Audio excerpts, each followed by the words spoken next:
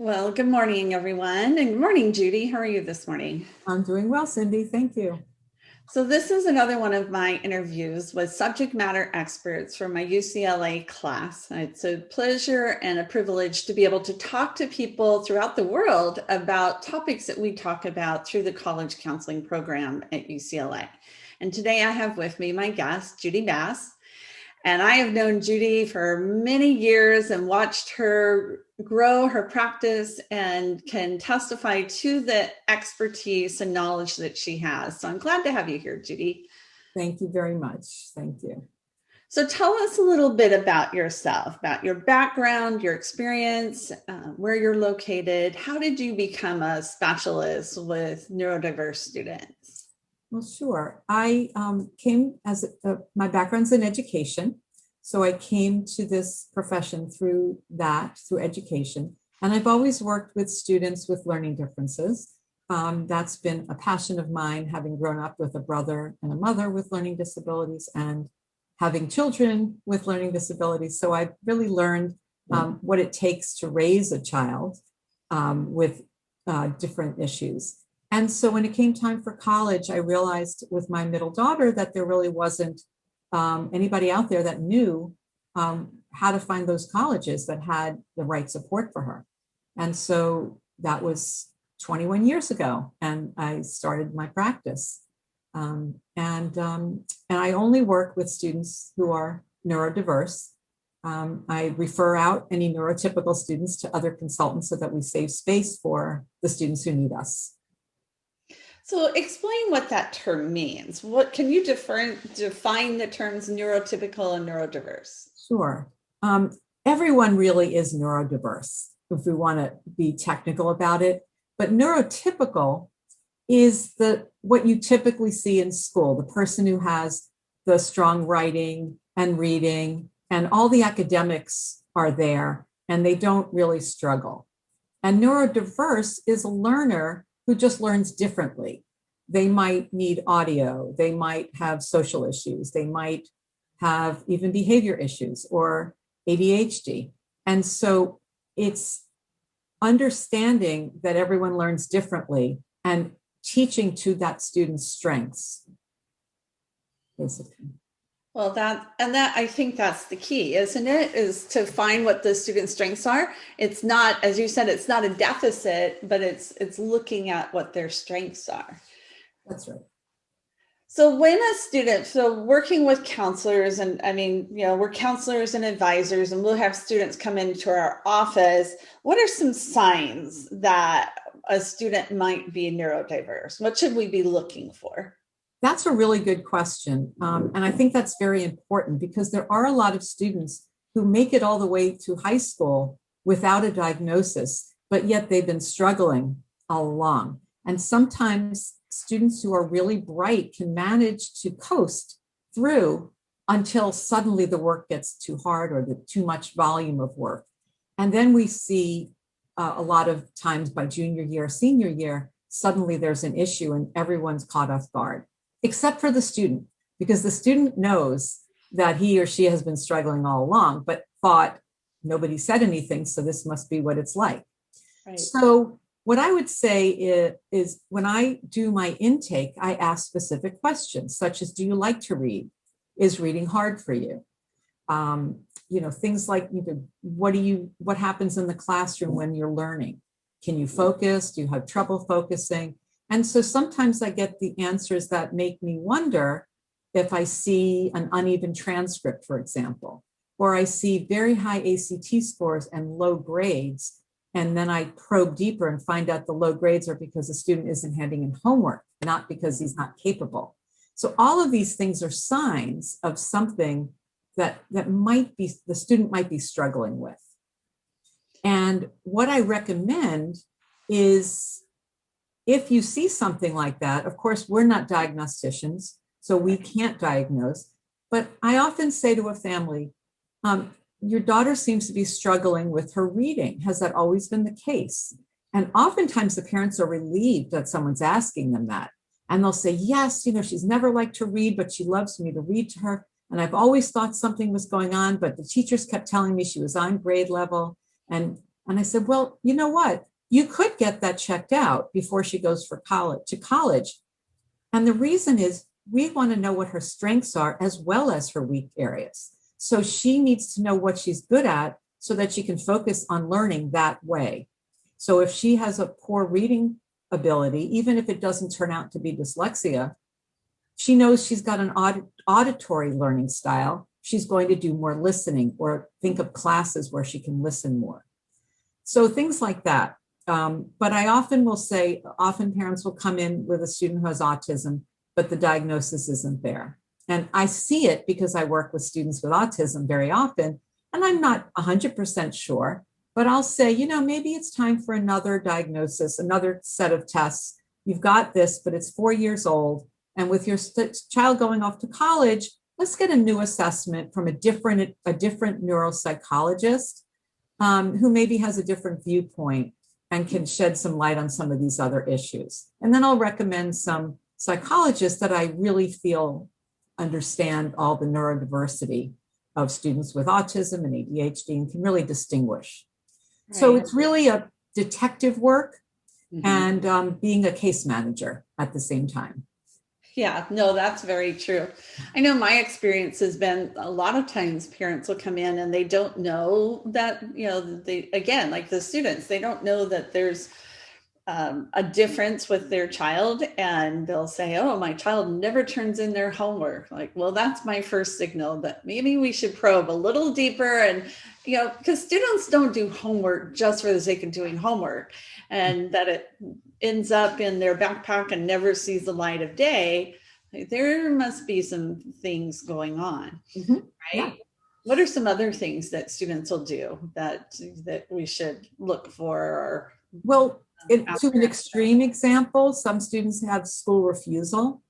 They just will not go. They won't tell anybody why. They just say, I can't go. I can't go to the building. I've had that with students who have severe anxiety and depression. I've had that with students with autism. And they can't articulate what it is, but they're either being bullied without even realizing that it has a name, or they're uncomfortable for some other reason, or they're just overwhelmed by the stimulus of being in the building. So that's one area where I would be concerned. Another is a student who's got weak math, but everything else is really strong, and they just don't understand anything about math. Or visually and spatially, they're really, really strong, and they're great, creative and artistic, and yet their grades aren't good in their other subjects. So maybe there's an imbalance in their ability to learn in the traditional way of reading and writing, and a strength in expressing themselves visually. What about for foreign language? Well, for foreign language, students with dyslexia and some language processing problems can have a hard time learning a foreign language. And so sometimes we'll see a student who has really strong grades and C's and D's in a foreign language, and I'll ask, what is going on there? Well, my daughter's really not good at languages, but she had to take it for school. And what do you mean she's not really strong with languages? What happens? And then the student will just say, I just don't get it. I don't hear it, whatever that is. And again, I'll say, well, that's something to be concerned about. Let's figure out what's going on. And let's see about maybe getting some speech and language testing done to see if there is an issue that you can strengthen. Or maybe some students do really well with Japanese or Chinese because they're picture languages and they're not words. And so I have a lot of students who just take those subjects, or even Arabic or Hebrew, because they're all pictures and instead of the letters. And it's a very different way. I mean, Japanese and Chinese are different from Hebrew and Arabic, but it's still, I find students with dyslexia do really well with these languages. So that's another consideration. But it is true that students can get an exemption if they have a foreign language issue. They do not have to have that foreign language to go to college. They can be exempt from that requirement with proper documentation. And I think that's an important thing for us as advisors to know, that there are some different exemptions and what things can be taken into consideration in terms of a student's curriculum or performance for preparing for college. Mhm. A lot of parents and a lot of people didn't think that, they may not think that their child can even go to college. So how do you help families to understand that? That's an excellent question because, as you know, we all focus in our society on the top 5% of colleges, and that if you don't get into those, then nothing else is good enough. And the truth is, there are over 2,000 colleges, four-year colleges in the country. And other than that top 5%, there are wonderful colleges for everyone. So when I meet a student and I look at their profile, I tell them, you know what? Relax and enjoy high school. There are plenty of colleges out there that you're going to love, that are going to fit you. Don't worry about what you hear. You're not competing for those same colleges that everyone else is, but there are some amazing colleges that you're going to thrive. And so I change their mindset and I try to turn it into a positive outlook for the parent, especially who becomes relieved to say thank you, you know. And sometimes they were told that their child isn't a candidate for college, and I disagree, because to me, I've seen students with low IQ scores, still in the average, but on the lower end, who are such diligent, resilient, hardworking students that they're going to be more successful than the very bright student with ADHD who's never really opened the book and hasn't learned how to study. So again, it's very individualized, but I do try to tell them, if you want to go to college and you are certainly getting a diploma, there's a very good chance that there is a college for you. Now, not all colleges are created equal, though, in terms of the support that they provide to the student. So tell us, you have different levels of support, and we have a document that you've provided that shows those different levels. So talk about that a little bit, explain what those differences are. So there's a wide range of support available at the college level.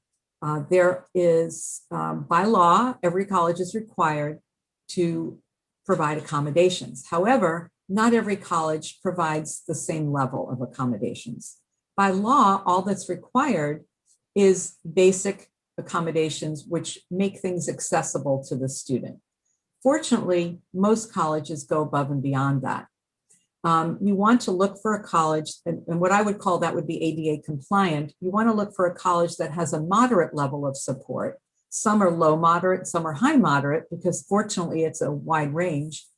But you want to look for a college that has a learning specialist or a psychologist involved, not just the dean of students being the person administering accommodations. And you want there to be professional tutors, professional coaches, maybe an ADHD coach, depending on what your child needs.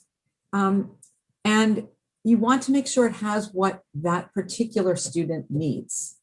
Because just because someone says, oh, my son went to this school, has wonderful support. Well, what are his issues? If he has dyslexia or any kind of reading or math issue, and your child has ADHD, they're completely different issues. Your child needs a coach, and this child needs tutors and learning support. But the ADHD student may need no academic support, just time management and organization. So again, you have to ask.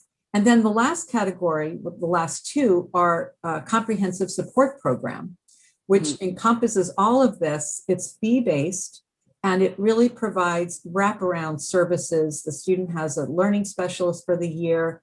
They have set appointments that they go. There might be a liaison with the professors. And then the final category is social support for students with autism, who are high functioning autism, who have ADHD with some social anxiety. They might need help outside the classroom, even if they do fine inside the classroom. So then we want to make sure there's a place for them to hang out socially and for someone to kind of nurture their social abilities and the ability for them to find other students on campus. So there's quite a wide range from whatever the government requires, like the bare minimum, clear up to the comprehensive support. Yes, and I can give you an example of that, where extended time is an example where the student might be sitting in the classroom taking an exam in one of the colleges that offers basic accommodations, and they get extended time, but the class is over and the new class is coming in.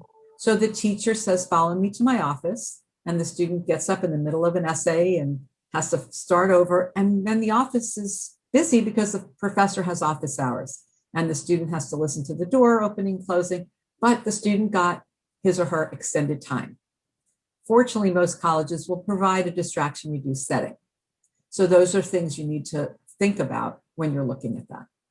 Yeah, because it's the difference between following the letter of the law versus what the student really needs. Exactly. Yes. So what kind of questions can we ask as advisors or have parents ask as they look at these programs to find out whether it's that level versus a different level? How do we find that out? Well, the first thing is if it's fee-based, it's going to be a higher level of support because you're paying extra to get that support, and they limit the number so that everyone has the full support of the staff. Whereas support services on the college campus, anyone that comes in with a diagnosed disability is entitled to services. So it could thin out the professionals available. So the first thing is, what do you offer in terms of my daughter has dyslexia? You might say, do you offer audio books? Do you help them with that? How do note takers work is another good example, because every college will say, sure, we have note takers. Right. Well, how do the note takers work? Are they anonymous?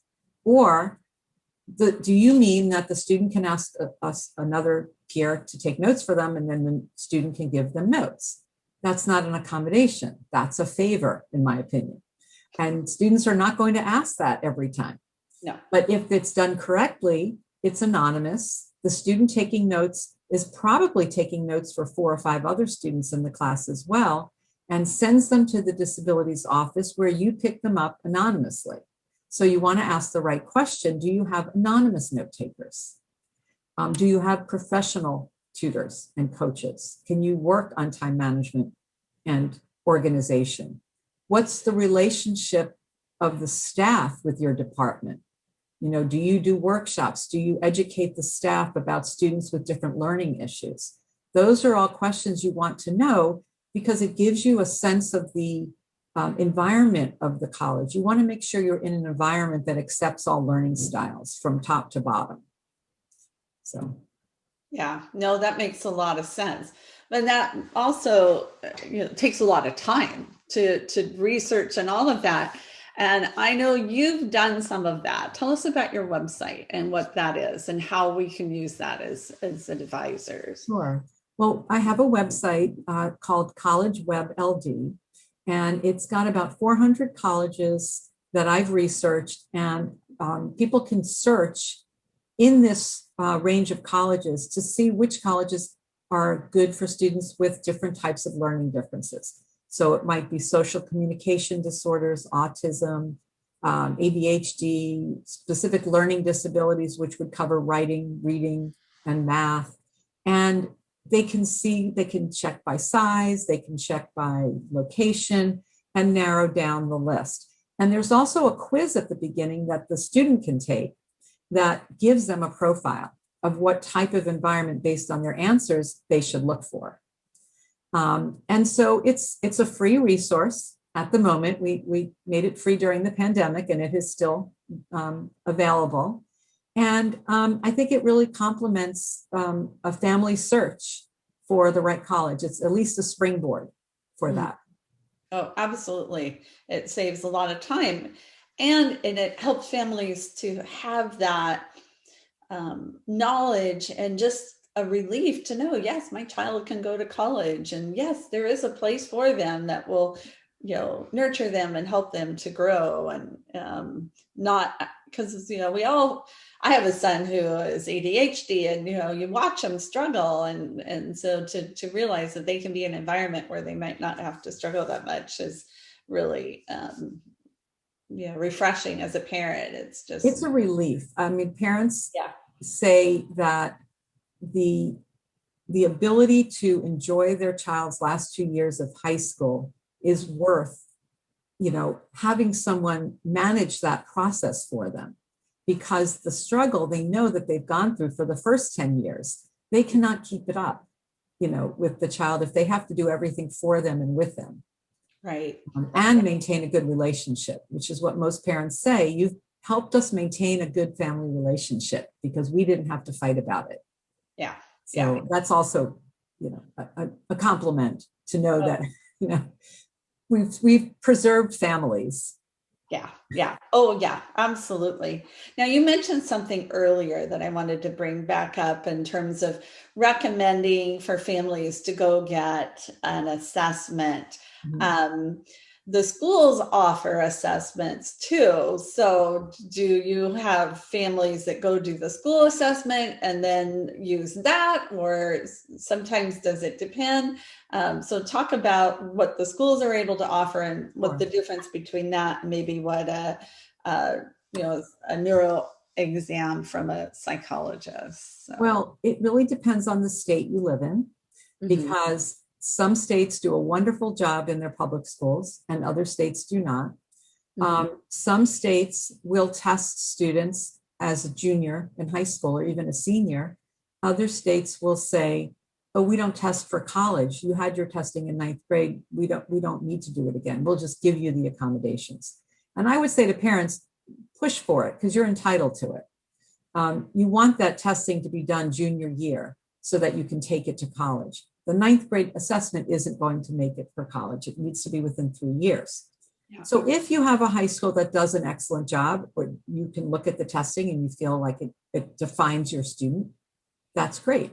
If you don't, you may need to have to go to a private assessment. However, they are expensive, but if you look at some of the local universities, like here in Maryland, we have the University of Maryland, and their graduate psychology department does testing on a sliding scale. So you can sign up, and sometimes there's a year backlog, and sometimes there's just a few weeks, depending on the time of year.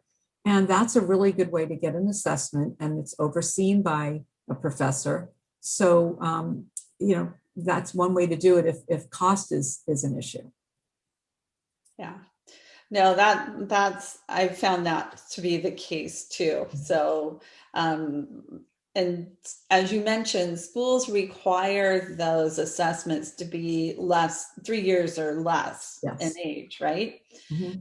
So if the family doesn't have, or the student doesn't have an assessment, that if they have an older assessment, then that's not going to be able to be used for college. For the most part, that's true. It really depends on the diagnosis. Sometimes a college, if it's something that's not correctable or something that's sort of, like an autism or even ADHD, some colleges will look at older testing, maybe 5 years old. And some colleges, depending on what you need, will accept a more recent diagnosis through a psychiatrist or psychologist. But again, depending on the diagnosis and having a history of it first. Mm-hmm. So there's flexibility. Definitely. Okay, good. Well, that's good. Good to know. Any other words of advice or guidance that you would like to share for counselors and advisors? I would say that, again, back to what I was saying about the stress of where society makes us focus. When you have students who have learning challenges, sometimes they don't want to take any hard courses because they want to make sure they can do well. But sometimes they're bored and they don't do any better than they would in the more challenging class. So what I recommend is to take somewhat of a rigorous course load if you're capable, but not to compare yourself to other students. You don't need 5 APs to get into a really good college. If you start out with no honors and you get A's, I would encourage the family to consider maybe 1 honors class in 10th grade and maybe 2 in 11th grade. And then try 1 AP in 12th grade if you've done well. As long as there's an upward progression in rigor, colleges will look at that. Not everyone is going to be capable of taking all those APs. And if you're not learning anything and you're not doing well, it doesn't serve you. So each student should be seen as an individual. And as consultants, I think we need to help families understand that they still have opportunities for many colleges, even if they're a B student, even if they're a C student. Right. It's really all about their work ethic. and their resilience and their drive. That's very true. And as you said in the beginning, there's over 2,000 colleges. And so there definitely are colleges that a student can go to that they will thrive. And the thing is find a college that wants that student as well. They need to be at a school that wants them and what they have to bring, right? Yes. So that makes a difference. Well, Judy, thank you very much. This is very beneficial, and I know that this information will be very helpful for my class. So thank you very much. Thank you for having me, Cindy.